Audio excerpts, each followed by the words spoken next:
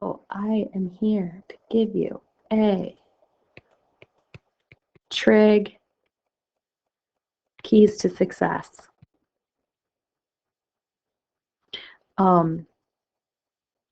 So things that you have to know in order to be successful in TRIG and things that are just going to make your life easier. So first and foremost, the first thing that you have to know are those special right triangles from geometry / algebra 2 last year. So when you have a 30-degree angle here, 30, 60, 90 triangle, you have to know, as is on a unit circle, that the hypotenuse is 1, this short leg is 1/2, and this long leg is radical 3/2.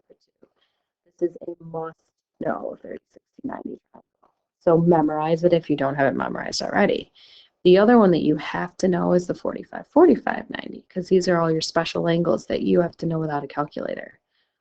So the 45, 45, 90 is, again, unit circle. Hypotenuse is 1, and this side is radical 2/2, and this side is radical 2/2. Okay, so from these two triangles, you need to know the sine, cosine, and tangent of these special angles. So here, let's go sine, cosine, and tangent. Sine, theta, cosine, theta, tan theta. And you guys need to be able to do these for 30, 60, and 45. You need to know these. So you need to like make flashcards, whatever, because you really should have them memorized. You can figure them out from the triangles, but you shouldn't have to. So here's what I mean. The sine of 30 degrees, that's opposite over hypotenuse, right? So that'd be 1/2 over 1. See how sine of 30, opposite over hypotenuse. 1/2 over 1, which is just 1/2. So the cosine of 60 is going to be equivalent. Remember, sine and cosine are cofunctions. So when those angles sum to 90, they're the same thing. That's from geometry too. But if you don't remember what I mean, cosine's adjacent over hypotenuse. So cosine of 60, see how 60 is up here, adjacent 1/2 over 1. So cosine is the same thing. 60 is the sine of 30. See if you can fill in the rest. Okay, the rest of sine and cosine come really easy from just opposite over hypotenuse, adjacent over hypotenuse. Same thing over here. They're over 1, so that's easy. Tangent gets a little funky because you have to do some work. So tangent of 30 degrees would be opposite 1/2 over adjacent, radical 3/2. Now we need to multiply both numerator and denominator by 2 to get those 2's out of the denominator. And now you have 1 over radical 3. Well, you can't leave a radical in the denominator, so then when you rationalize that, you multiply top and bottom by the radical, you get radical 3/3 for your final answer. See if you can do the 60 and 45 by yourself. Okay, here's the rest of it. So radical 3/3, radical 3 and 1. Again, it is going to make your life so much easier, keys to success, if you just have these suckers memorized, because then those are what comes up all the time. There's 9 of them. Make flashcards. Do something for yourself there. It's going to help you in the long run, I promise. Okay, next keys to success is knowing your reciprocal function. So this is cosecant, secant, and cotangent. And I think you guys did these in algebra too. Cosecant is 1 over sine. It's the reciprocal of sine. Secant is 1 over cosine. And this is 1 over tangent, obviously. So you have to, this is a must know. So this makes this nice because if you have these memorized, like if I ask you, what's the cosecant of 30 degrees? Well, in my head, I know that that's 1 over the sine of 30. And you should have this memorized that the sine of 30 is 1/2. So then that's the reciprocal of 1/2. What's the reciprocal of 1/2? It's 2. Or you could go 1 over 1/2 like this, multiply both top and bottom by 2, you get 2. But it's just kind of nice that you know you can just flip it, right? Like the secant of 30 degrees. Well, I know that the cosine of 30 is radical 3/2. So that means the secant of 30 is going to be 2 over radical 3. See how I'm just flipping the numerator and the denominator? Whoops. And then, of course, you can rationalize. So 2 radical 3 over 3 would be secant 30. Okay, so that's just another going to help you if you gotta know these. Okay, last little tidbit.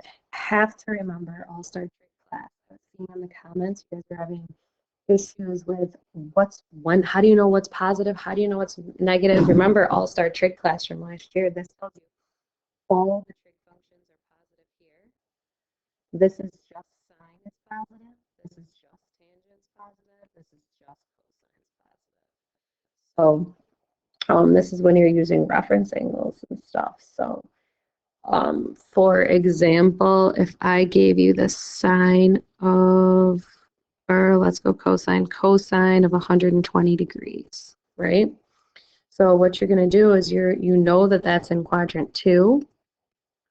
So here's 120. And if this is 120, I know that this angle's 60. Oh, this is a bad picture. Okay, hold on. Sorry.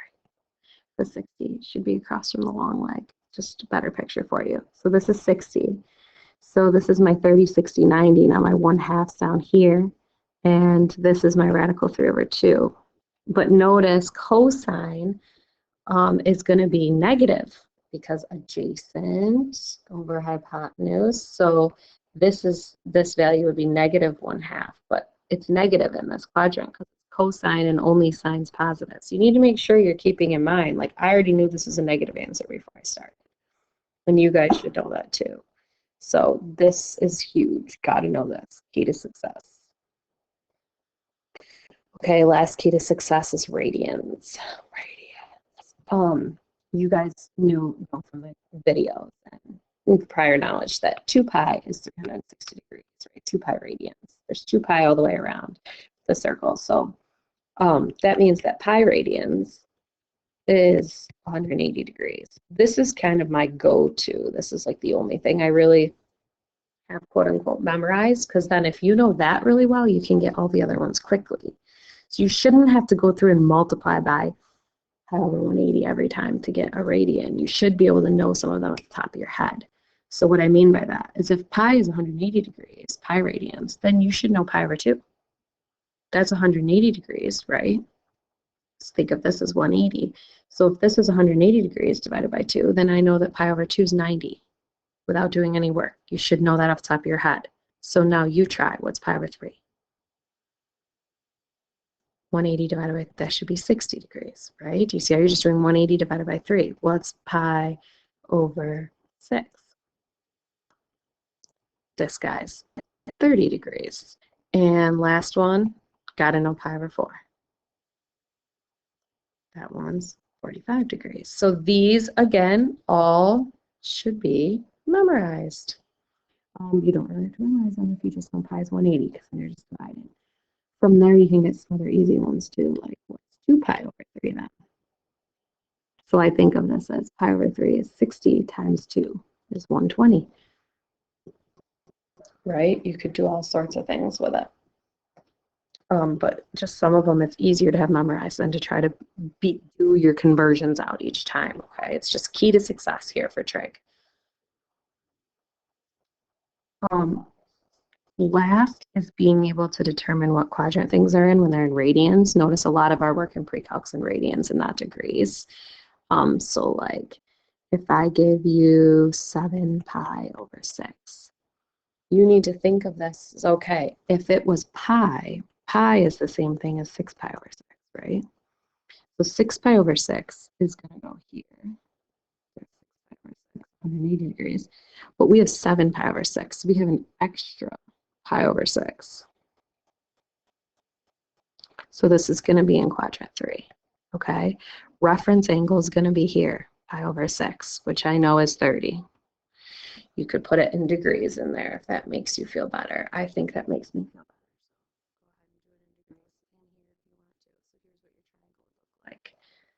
Okay.